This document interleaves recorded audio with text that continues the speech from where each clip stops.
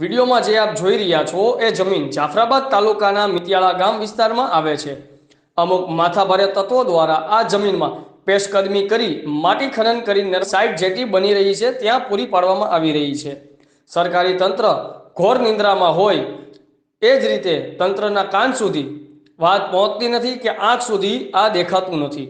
આ જમીન ગૌચર જમીન હોય, અહીંયા જ ખનન કરવું એ ગુનો હોય છતાં પણ અહીં ખનન થઈ રહ્યું છે।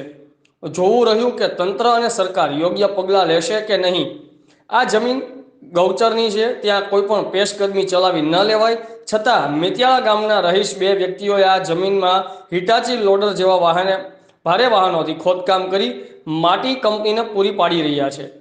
રિપોર્ટર હિતેન્દ્રભાઈ વિંજોડા, આઝાદ મીડિયા લાઈવ, જાફરાબાદ।